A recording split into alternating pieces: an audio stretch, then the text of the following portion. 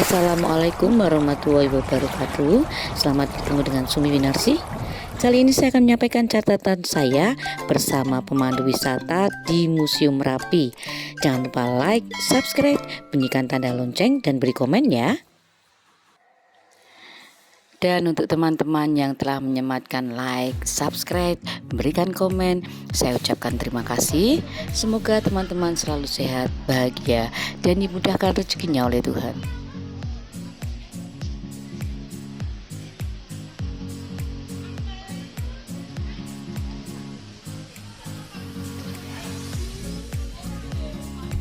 Museum ini terletak di Jalan Kaliurang KM 22 Banteng, Hargo Binangun, Pakem, Sleman.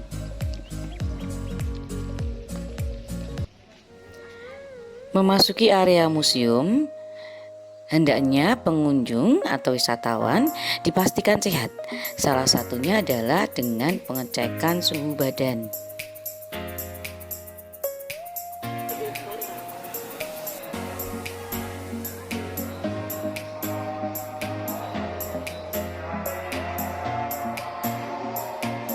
Ya, ini adalah bagian awal dari Museum Merapi.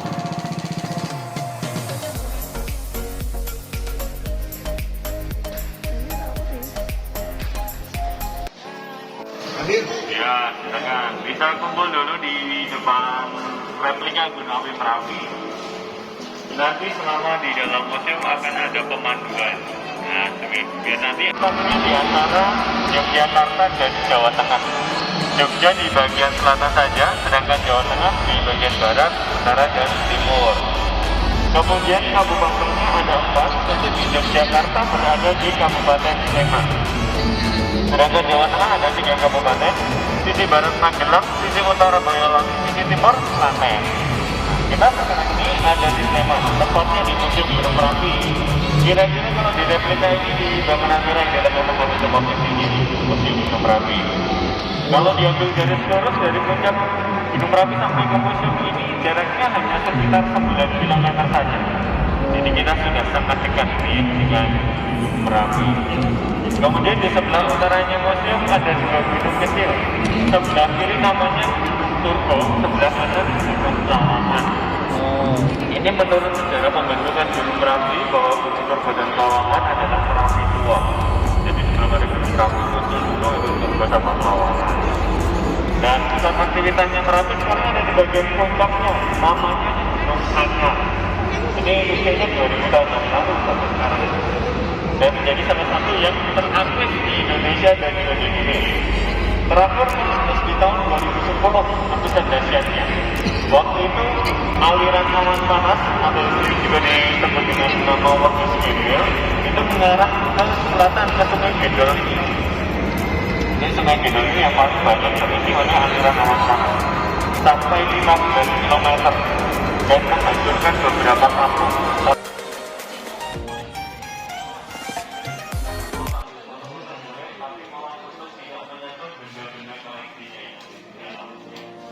Motor ini jatuh dari letusan Merapi tahun 2010. Ini adalah beberapa barang yang sengaja disimpan yang terbakar akibat meletusnya Gunung Merapi. Ada meja kursi ini bawa dari sana. Nah, ini yang kalau kita lihat di situ ada teko, kemudian gelas ini yang mulai meleleh berubah bentuk karena terkena suhu awan panas yang cukup tinggi. Awan panas itu suhunya bisa 1000 liter. Ini tinggal 30 cm saja kan meleleh dengan awan panas. Kemudian oleh pemandu wisata kami diajak ke ruang berikutnya, yaitu tempat beberapa wilayah di Indonesia yang masih memiliki gunung berapi yang aktif atau masih tidur.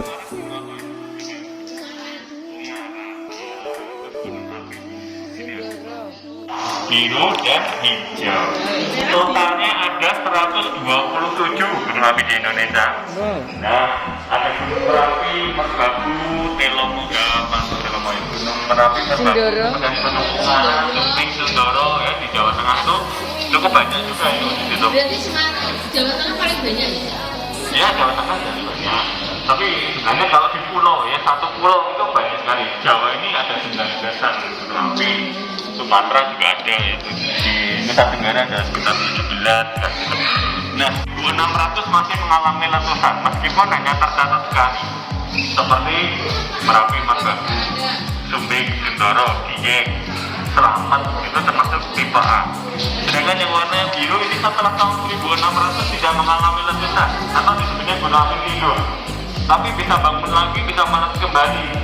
Contohnya Gunung Ungaran, Gunung Lawu di Jawa Timur, kemudian ada Gunung Patuha ya, Kawah Putih, itu termasuk gunung api tidur. Ada juga yang tidur ini kemudian kembali meletus, contohnya seperti Gunung Sinabung. Gunung Sinabung ini posisinya di Sinabung 400 tahun tidur, 2010 mulai meletus hingga saat ini aktivitasnya masih cukup tinggi. Kemudian di Indonesia yang tidak ada gunung apinya ini daerah Kalimantan, Sulawesi Barat, Selatan Tenggara, sama di Papua. Karena lokasinya jauh dari lempeng tektonik. Lempeng, tahu lempeng? Belah tahu. Apa? Borang lagi. Lempeng itu apa? Bagian belahan bumi. Lempeng itu lempeng itu bagian keras bumi yang terluar, itu bisa saling bergerak. Di sini, ini lempeng Indo Australia namanya. Nah, kemudian di sini ada lempeng Pasifik. Di atas sana ada lempeng benua Eurasia. Kalau di Indonesia ini ada 2 lempeng. Namanya lempeng Telo sama lempeng Legenda. Selanjutnya kamu diajak ke ruangan tempat berbagai bentuk gunung berapi yang ada di dunia. Ada yang berbentuk kubah ternyata seperti ini, gundukan saja. Ada yang bentuknya kawannya lebar, itu disebutnya gunung api berbentuk kaldera. Contohnya seperti Gunung Tambora. Gunung Tambora ini diameter kawannya mencapai 7 km. Wow. Jauh sekali itu ya, dari sini sampai ujung sana itu 7 kilo. Kedalamannya 1 kilo. Luar biasa. Ini para meletus cukup dahsyat, menyebabkan tidak ada musim panas sampai setahun. Terjadi gagal panen di sana sini ya. Bahkan dampaknya tidak hanya di Indonesia, tapi sampai ke Eropa. Ini gara-gara Gunung Tambora. Gimana nih Gunung Tambora ini? Tahu nggak? Ya? Nusa Tenggara. Tambora itu Nusa Tenggara, kan? Bima, sana. Ini dimasukkan nanti bisa langsung berkarat. Ini saking aksesnya ya daerah Stasiun. Tapi dia punya potensi wisata yang sangat bagus. Ketika di malam hari nanti akan mengeluarkan api biru untuk blue fire. Hanya ada 2 di dunia. Salah satunya di Indonesia, Kawah Ijen di Banyuwangi sana. Nah, lalu ada satu bentuk gunung api yang tidak ada di Indonesia. Ini gunung api berbentuk perisai. Gunung apinya datar. Ketika meletus dia mengeluarkan lava. Ini tidak ada sama sekali di Indonesia. Adanya di Hawaii, namanya Gunung Kilauea. Fotonya ada di sebelah sini.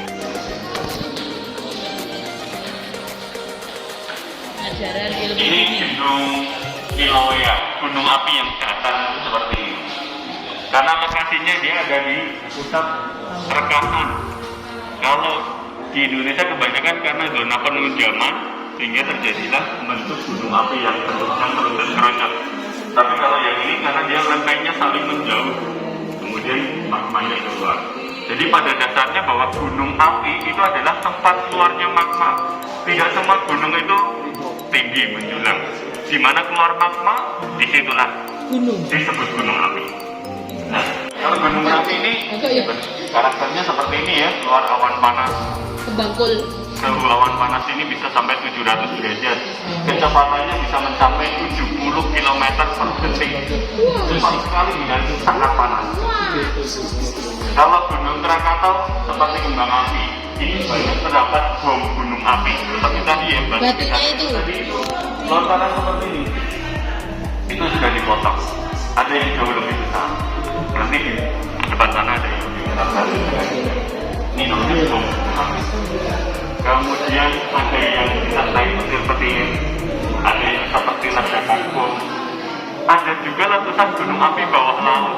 Jadi tidak semua gunung api itu nampak ke permukaan, ada yang di bawah air. Contohnya di Jepang, Bayones dan Submarine, fotonya saya tunjukkan seperti itu. Ketika meletus saja kelihatan. Kalau nggak meletus ya nggak kelihatan. Ini, nah ini gunung apinya bawah laut, ini laut. Indonesia ada 5 gunung api bawah laut. Ada Gunung Sangir, Banuawu, Emperor of China, New World, dan Gunung Hobart. Semuanya ada di Indonesia di sisi timur. Daerah Sulawesi naik turun itu ada gunung api bawah laut. Jadi nggak kelihatan kalau sedang tidak meletus. Nah, ketika meletusnya cukup dahsyat, ini juga bisa memicu terjadinya gelombang tsunami. Jadi tsunami bukan karena gempa bumi saja, bisa juga karena letusan gunung api bawah laut, tanah longsor bawah laut, atau meteor yang jatuh ke Yang lautan. kemarin tsunami itu karena Di mana? yang kemarin di Aceh itu. Kalau Aceh itu karena gempa bumi, lempeng tektonik. Oh, Ya. berarti Ada normal, waspada, siaga, dan awas. Nah, kalau normal Merapi boleh didaki, tapi sekarang ini pendakian hanya bisa dari sisi utara saja, dari Selo, Boyolali. Kira-kira kalau jalan kaki normalnya antara 4 sampai 5 jam sampai ke puncak. Kalau saya ya 6 sampai 7 jam. sampai esok. Sudah kehilangan momen untuk santai. Seperti ini bentuknya puncak Garuda.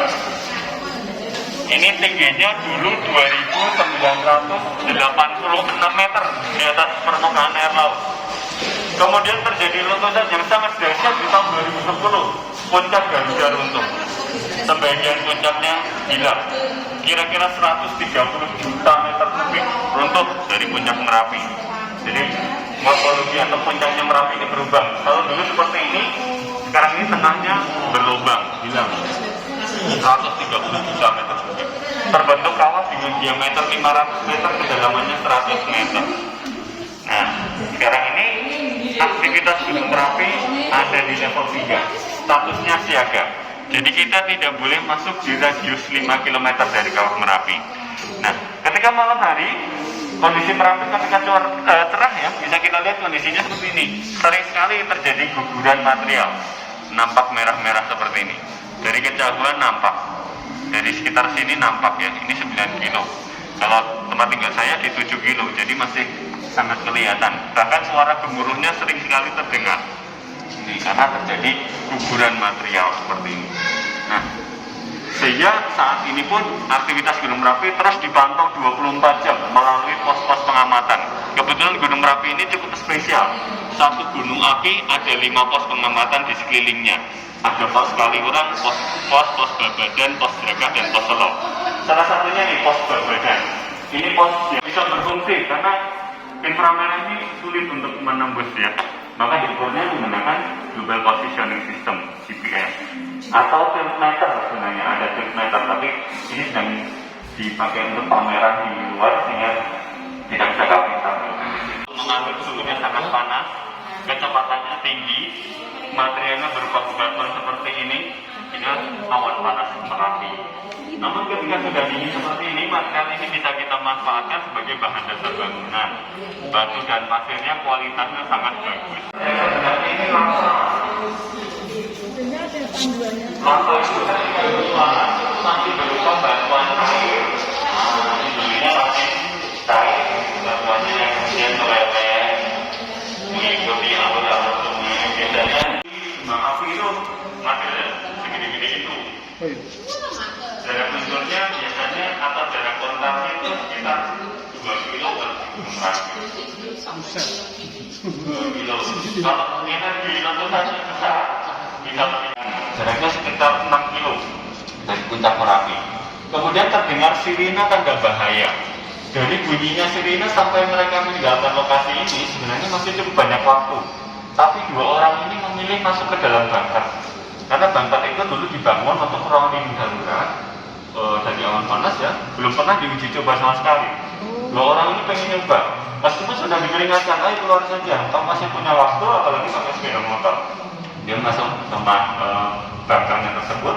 Tidak lama kemudian aliran awan panas menimbun mereka dengan ketebalan hingga 7 meter. Jadi mereka tidak bisa keluar karena tertutup rapat oleh material awan panas 7 meter dan suhunya sangat panas. Maka saat itu juga Tim SAR itu mau melakukan evakuasi, tapi ternyata tidak mungkin. Suhu permukaan ini berkisar antara 500-an derajat Celcius antara yang satu ditemukan di dalam bak mandi. Mungkin dulunya mau mandi di air, tapi ternyata airnya mendidih juga saat itu. Nah, ini dulunya ada tulisan ini ya, ini sedikit melengkung, terus kemudian ada ruang lindung darurat, gitu, Rulinda sebutnya. Kalau kita menyebutnya bunker. Nah, kemudian di sini ada tangga turun, ada pintu masuk pertama, pintu masuk kedua, baru ruangan yang cukup besar. Dimana pintu masuknya itu seperti pintu berangkas yang tebal sekali itu dari besi terbuatnya. Ada 2 pintu, kemudian ruangan yang cukup besar. Di sebelah kanan sini ada toilet. Ini untuk persediaan di daerah ketika masuk ya. Kemudian dulu juga disediakan tabung-tabung oksigen, mungkin untuk membantu untuk ketika pernapasan, tapi ternyata karena suhu yang sangat panas ini tidak bisa membuat mereka bertahan. Nah, sekarang ini bunkernya masih ada, dibersihkan, ditata lebih rapi dan menjadi objek wisata. Hubungannya Merapi, Keraton dan Laut Selatan yang terletak di satu garis lurus. Ada Gunung Merapi, Tugu Jogja, Keraton, Merapi, Pantai Selatan. Ini lokasinya di satu garis lurus. Kemudian nanti setiap tahun akan diadakan upacara adat Labuhan. Ini sekali dipimpin oleh Juru Kunci setiap 30 Recep bulan Jawanya, 2 bulan sebelum Ramadan. Nanti dipimpin oleh Juru Kunci. Kalau dulu Mbak Marijan Juru Kuncinya, sekarang ini digantikan Juru Kunci yang baru. Kemudian anaknya Mbak Marijan yang diangkat sebagai Juru Kunci nanti akan membawa tumpeng dan juga hasil pertanian. Hasil pertaniannya dibagi menjadi 3. Ada polo gumantong, polo kesampar, dan polo kependem. Polo gumantong itu buah-buahan yang menggantung. Polo kesampar yang ada di atas tanah seperti labu-labuan. Polo kependem yang ada di bawah tanah seperti ubi dan ketela. Nanti akan dibawa ke lereng Gunung Merapi, doakan bersama, kemudian nanti makan bersama di sana. Nah, pakaian adatnya seperti ini, ada sorjan, brangkon, dan keris. Ini bagi para pemuka adat nanti akan memakai pakaian adat seperti itu. Ini Informasi yang sangat menarik tentang Gunung Merapi. Terima kasih telah menonton. Mohon maaf jika ada kekurangan. Assalamualaikum warahmatullahi wabarakatuh.